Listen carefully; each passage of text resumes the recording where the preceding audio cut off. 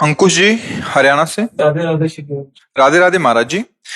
गुरुजी, मन को हमेशा सांसारिक सुख की मांग ही रहती है और इष्ट देव से भी यही मांग करता है। हाँ, क्योंकि हम उतना ही जानते हैं। जैसे बालक है ना, वो माता पिता की गोद में बैठ के क्या मांगेगा? खिलौना ही तो मांगेगा, क्योंकि उसकी बुद्धि का विकास नहीं हुआ, वो उतनी बात जानता है।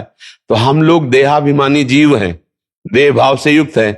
तो देह भाव में 5 ज्ञानेंद्रियां, 5 कर्मेंद्रियां, अंतःकरण, चतुष्टय, ये पूरा का पूरा यंत्र हमारा जितना है वो सब संसार में ही लगा हुआ है। तो संसार ही मांगता है अच्छा देखने को मिले, अच्छा खाने को मिले, अच्छा भोगने को मिले, अच्छा सुनने को मिले, हमारा शरीर सुखी रहे, हम जिससे संबंध रखें वो सुखी रहे। इतनी भावना है। भावना तो ठीक है, लेकिन गलत जगह में है। सुखी रहने की भावना तो हमारा अधिकार है, क्योंकि हम सुख सिंधु प्रभु के अंश हैं। हमारा स्वरूप भी सहज सुख राशि है, तो मांग तो सुख की होगी, पर गलत जगह में। भगवान ने दुखालय संसार को लिखा है, और आप उसमें सुख खोजेंगे तो नहीं मिल पाएगा। आज तक नहीं मिला। सब कोई भोग ही भोग रहा, कोई बिरला ही योगी होता है, बिरला ही कोई अपनी इंद्रियों को, नहीं तो सब खुला ही छोड़े। क्या मिला आज तक? क्या हाथ आया? वही वासना, वही चिंतन, फिर वही नवीन भोग की इच्छा। इसलिए कुछ तो थोड़ा बैठ के सोचना चाहिए कि अगर कुछ होता तो इतनी बार भोगा। मन तो कह देता ना कि थोड़ी शांति मिली, लेकिन नहीं। जितना भोगो उतने ही अशांत, जितना भोगो उतना ही खोज और शुरू। इसका मतलब दिशा ठीक नहीं है। दिशा ठीक करो, भगवान के सन्मुख हो। संसार की तरफ मुख करके चलोगे तो अंत नहीं है, और इधर मुख करके चलोगे तो थोड़ी देर जलन रहेगी, जब तक पाप नष्ट नहीं होते। फिर इसके बाद कदम कदम पर परमानंद है। हृदय शीतल आनंद से भर जाएगा। बार बार प्रभु को प्रणाम करके आप कहोगे, प्रभु बचा लिया मुझे, संसार की जलन से बचा लिया है। तो चाहे कामना से युक्त हो चाहे निष्काम हो, पहले तो डट के प्रभु की तरफ लगना चाहिए। ये सब बातें छोड़ दे। हमें जो चाहिए, हमारे बाप हो आप ही को तो देना पड़ेगा। प्रभु सबके पिता है, स्वामी है, मालिक है, ईश्वर है। तो भाई हमें नहीं ज्ञान है कि इससे बढ़कर कोई आनंद है। हमको यही आनंद लगता है तो हम यही चीज मांगेंगे। आगे वो खुद आपका भाव बढ़ाएंगे, तब आपको समझ में आया कि जो मांगा अभी तक वो सब व्यर्थ ही था। नहीं नहीं नहीं, मुझे ये नहीं, अब मुझे इससे बढ़कर आनंद चाहिए।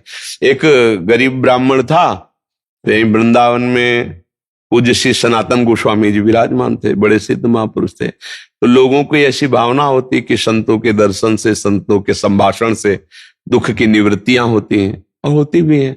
संत दर्श जिਵੇਂ पातक टरे, संतों के दर्शन मात्र से पाप नष्ट होते हैं। फिर उनके मन में आया कि इनकी सेवा करें। अब वो विरक्त महापुरुष, कोई सेवा लेते नहीं थे। तो जहां शौच जाते थे, तो उनके जाने के बाद वो शौच उठा करके गड्ढा खोद के उसमें तोप देते और ऊपर से जल छिड़क देते। ये सेवा करते। एक दिन वो जा रहे थे, अचानक लौटे तो देखा वो सेवा कर रहे थे, ये वाली। तो संतों का हृदय बड़ा करुणा उनका, भाई ऐसा क्यों करते हो आप?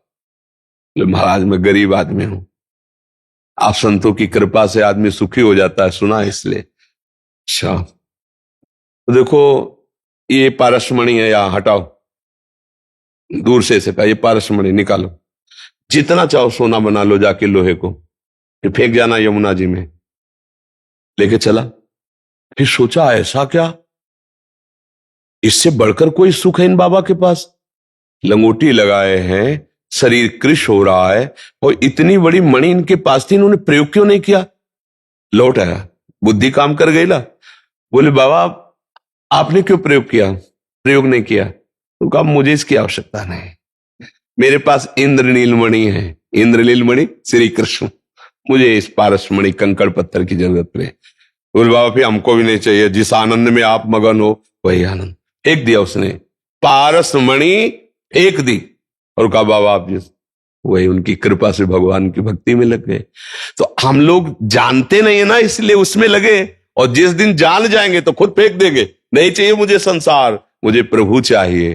तो धीरे धीरे भजन बढ़ाओ तो ज्ञान प्रकाशित हो जाएगा, संसार का महत्व तो खत्म हो जाएगा। यहां कुछ नहीं भैया, कुछ नहीं। जीवन भर लोग लग गए इस बात में कि मेरा नाम हो जाएगा।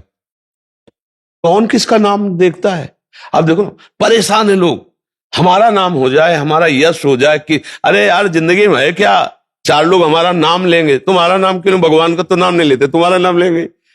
जो ईश्वर हैं उनका तो नाम नहीं ले रहे लोग, तुम्हारा नाम लेंगे। मर के चले गए लोग सब, खंडहर पड़े हैं, बड़े बड़े चक्रवर्ती सम्राट राज्य करके चले, कुछ नहीं। सीधी बात है, धर्मयुक्त आचरण करो और भगवान का भजन करो, भगवान से प्रार्थना करो कि मुझे मार्ग दिखाओ, मैं कैसे चलूं, कैसे आगे बढ़ूं। वो बड़े कृपालु हैं, वो ज्ञान रूपी सूर्य उदय कर देंगे, ठीक से चल पाओगे।